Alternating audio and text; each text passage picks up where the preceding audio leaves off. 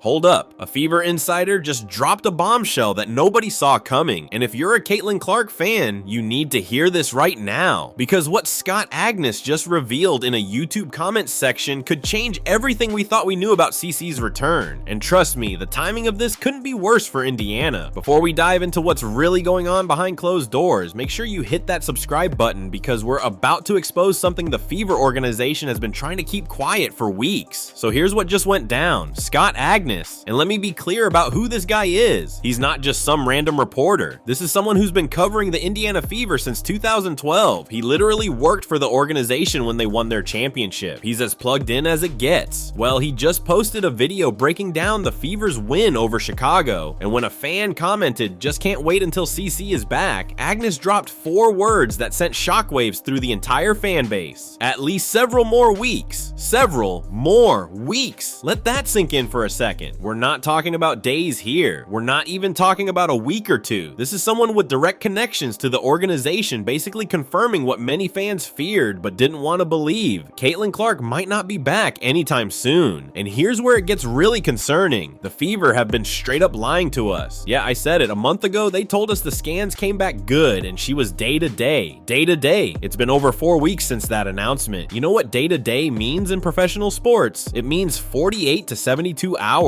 Maybe a week at most, not a month, not several more weeks on top of that month. But wait, it gets worse. Remember 10 days ago when ESPN reported that Caitlin was doing full court sprinting? They literally said on national television that she was sprinting and they expected her back that week. That was the 3rd week of August they were talking about. Well, guess what? We're now past that timeline, and according to Stephanie White, CeCe isn't even shooting with the team yet. She went from supposedly sprinting to not even participating in basic shooting drills. How does that even make sense? Let me break down what several more weeks actually means for the Fever. If we're being conservative and saying 3 weeks, which is the minimum you could reasonably call several, that brings us into early September. The regular season ends on September 19th. That gives her maybe 3 games before the playoffs start. 3 games after missing almost the entire season. And here's the kicker. There's no way they're bringing her back for just 3 regular season games. That would be basketball malpractice. You don't take someone who's been out for 2 months and throw them into high-intensity games right before the playoffs. The rust alone would be a massive problem, not to mention the risk of re-injury. Think about this timeline for a second. If she's out for 2 more weeks from today, she'd be back for the August 30th game against the Sparks. That's still only 6 games before the playoffs, and you know what's really telling? That game is at 10 p.m. Eastern time on the road. There's zero chance they're bringing their franchise player back during a West Coast road trip with a late-night game. That's not how you manage a superstar's return from a significant injury. The most realistic scenario, if she comes back at all, is that August 22nd home game against Minnesota. But even that's looking increasingly unlikely based on what Agness is saying. And let's be real here, when a connected reporter says at least several more weeks, that at least is doing a lot of heavy lifting. That's reporter speak for, it could be longer, but I can't say that directly. What's really suspicious is how this injury has progressed, or should I say, regressed. She supposedly strained her groin on July 15th in the final seconds of a game against Connecticut. Initially, it didn't seem that serious. She walked off under her own power. The team called it precautionary. Classic minor injury protocol, right? Wrong. Since then, we've gotten nothing but mixed signals and contradictory information. First, she was day to day. Then she was participating in practice. Then she was doing full court sprints. Now she can't even shoot with the team. That's not how healing works. You don't go backwards unless something else is wrong. And here's what nobody's talking about. This is her 4th soft tissue injury this season. 4th, she had the quad strain in May that cost her 3 weeks, then a left groin injury in June that sidelined her for 2 weeks. Now this right groin injury that's approaching 6 weeks and counting. For someone who never missed a game in college, this is absolutely bizarre. You know what I think? I think there's something bigger going on here that the Fever aren't telling us. Maybe it's more serious than a simple strain. Maybe there's underlying structural damage. Or maybe, and this is just speculation, but hear me out, maybe they're being extra cautious because they know this season is basically lost anyway. Look at the standings. The Fever are 17-13, sitting in 6th place. They're not winning a championship this year. They know it. We know it. So why rush back your franchise player and risk a more serious injury that could impact next season? It makes zero business sense. But here's what really bothers me about this whole situation: the lack of transparency. Fans are showing up to games hoping to see Caitlin play. They're buying tickets based on the assumption she'll be back soon. soon because that's what the team keeps implying. That's not right. If she's gonna be out for several more weeks, just say it. Stop stringing people along.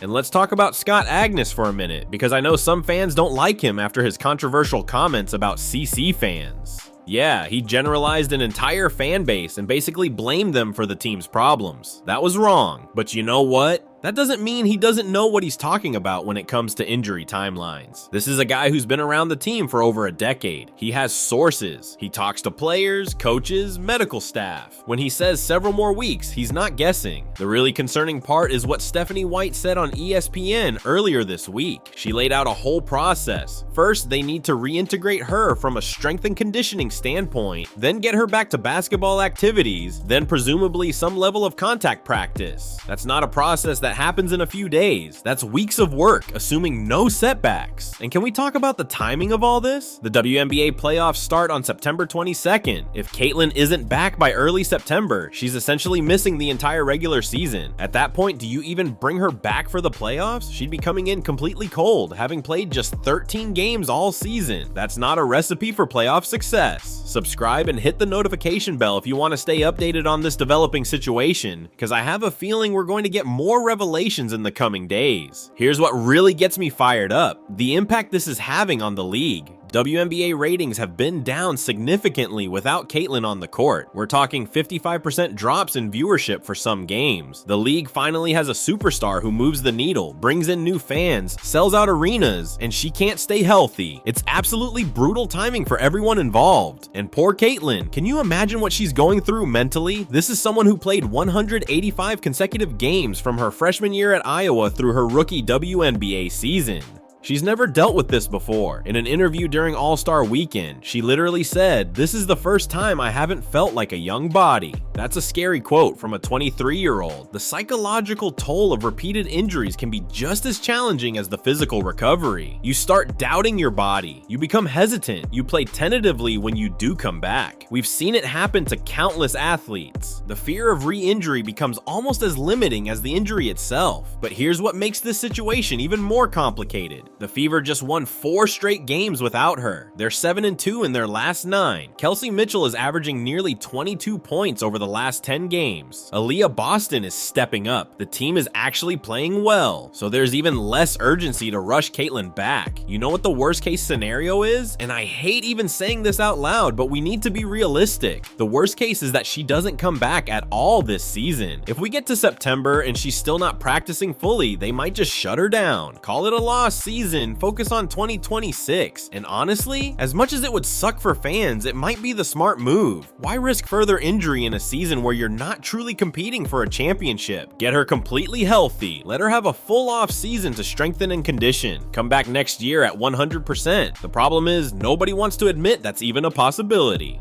The Fever can't say it because ticket sales would crater. The league doesn't want to acknowledge it because Caitlin is their biggest draw, and fans are in denial because we've been waiting all season for her to get back to form. But Scott Agness just gave us a reality check. At least several more weeks means we're running out of regular season. It means the window for a meaningful return is closing rapidly. It means we might have already seen the last of Caitlin Clark in 2025. And you know what's really frustrating? We saw glimpses of brilliance when she was healthy. That 32.9 assist performance against New York after her first return from injury. The triple-double against Ohio State. The moments of magic that remind you why she's must-see TV. But those moments have been too few and far between this season. The impact on her development is another concern nobody's discussing. Second-year players are supposed to take a leap. They're supposed to build on their rookie season, refine their game, establish themselves. Instead, Caitlin has been in and out of the lineup, unable to find any rhythm or consistency. This could set back her progression significantly. Think about what she's missing: valuable reps with her teammates, the chance to develop chemistry with new additions like Stephanie White's system, the opportunity to adjust to how teams are defending her differently in year 2. All of that development time is gone, replaced by rehab sessions and treatment tables. There's also the business side to consider. Caitlin has massive endorsement deals with Nike, State Farm, Gatorade. Those companies signed her expecting her to be the face of the WNBA, playing in primetime games, making highlight reels. Instead, she's been in street clothes more often than uniform. That has to be affecting those relationships. The Fever organization has some serious questions to answer when this season ends. How did they handle these injuries? Were they too aggressive in bringing her back initially? Did they miss something in their medical evaluations? The fact that she's had 4 separate soft tissue injuries suggests something in their training or medical approach isn't working. And let's not forget, this all started with that awkward fall against Seattle back in June. Maybe that initial injury was worse than anyone realized. Maybe she compensated and caused the other injuries. Maybe her body just wasn't ready for the WNBA grind after playing year-round since college. Whatever the cause, the pattern is concerning. Quad strain, left groin, right groin, that's a kinetic chain issue. When one part of your body isn't working properly, other parts compensate and become vulnerable. It's basic biomechanics. The Fever medical staff has to be looking at her entire movement pattern, not just treating individual injuries. Here's my honest take. I give it an 80% chance she comes back this season, but only for a handful of games. 20% chance they shut her down completely. And even if she does return, I don't see her being the same player we saw glimpses of early in the season. Too much time off, too much rust, too much uncertainty about her body. The August 22nd game against Minnesota is the target date everyone's whispering about. It's at home, it's after a 4-day break, it gives her 6 games before playoffs, but even that feels optimistic based on Agness's comments. Several more weeks from now puts us into September. You want to know what's really telling? Natasha Howard tweeted, "See you soon, CC," a few days ago. Players usually know more than they let on, but if a teammate is saying soon while a reporter is saying several more weeks, that disconnect tells you there's no clear timeline even within the organization. The comparison to last season is stark. In her rookie year, Caitlin played all 40 games, averaged over 19 points and 8 assists, won Rookie of the Year unanimously. This year, 13 games, 16 points, slightly better assist numbers, but way fewer opportunities to impact winning. It's been a lost season by any measure, and the Fever can't afford many more lost seasons. This is a franchise trying to build something special. They've got young talent, a new coach, renewed fan interest, but if your franchise player can't stay on the court, none of that matters. Championships aren't won in the training room. The real question becomes, what happens next? If Caitlin misses most or all of the remaining regular season, the Fever have tough decisions to make. Do they revamp their training staff, adjust their playing style to be less demanding on her body, load manage more aggressively next season? These are conversations that need to happen. For now though, we're stuck waiting